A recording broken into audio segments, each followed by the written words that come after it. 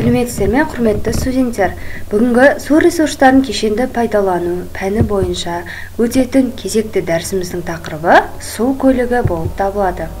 Бүгінгі тақырыбымыздың негізгі мақсаты ішкі су жолдарының түрлерін меңгертіп, Қазақстандағы су көлігінің дамуы жайлы толықтай ақпарат беру.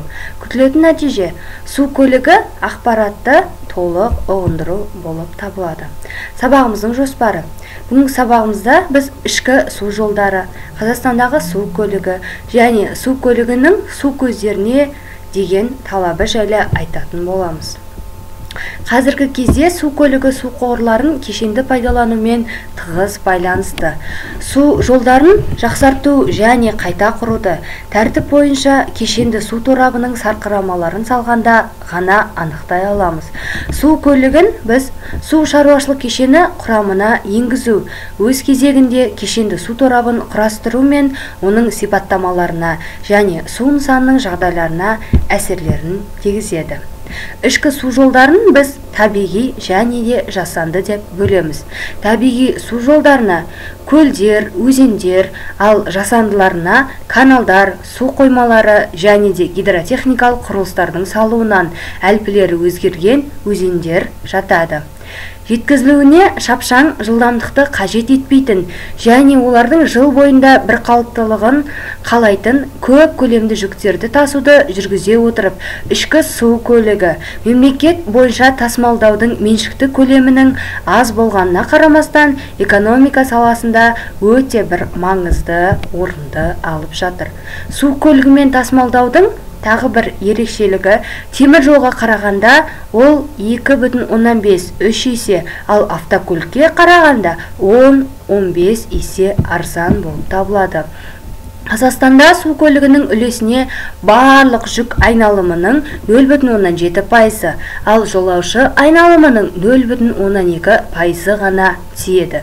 Су жолының жалпы ұзындығы 4,4 километрді құрайды.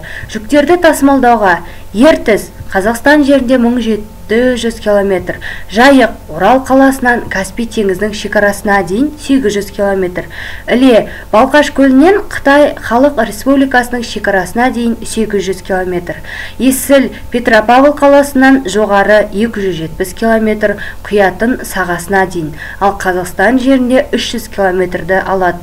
Осы өзендері, ал бұрынырақ Қаратал және Сырдария, яғни Арал теңізінен Жаңақорғанға дейін өзендері де, сонымен қатар Өскемен, Бұқтырма, Қапшағай, Шардара су қоймалары және Балқаш көлі пайдаланылады. Яғни осы өзендер арқылы су көлігі жүктерді тасымалдайды.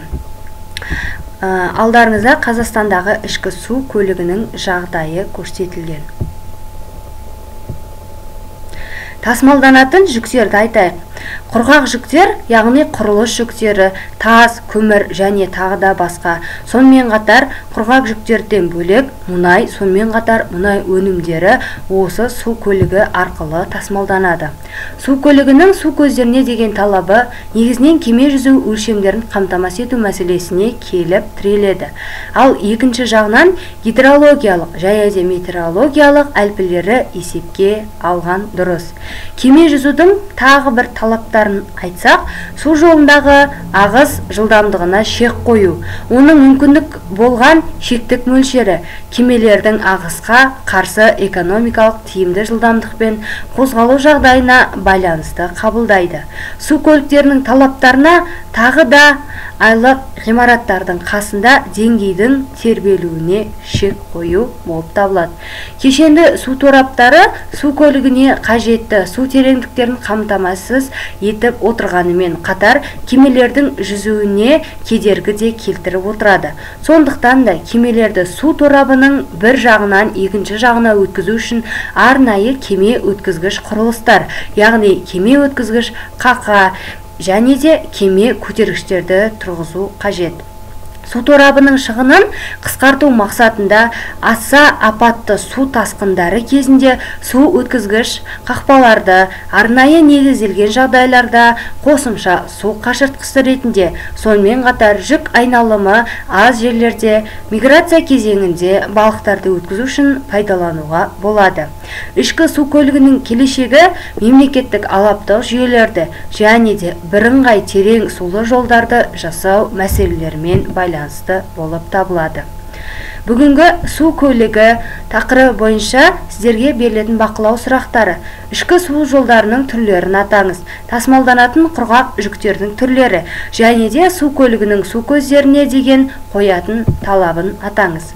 Сонымен қатар сіздерге өзіндік жұмыс, яғни Қазақстандағы су көлігі тақырыбына реферат жазып жіберуіңізді сұраймын. Осы берілген тапсырмалардың барлығын орындап, Платонс платформасы бойынша тексеріске жіберіңіздер.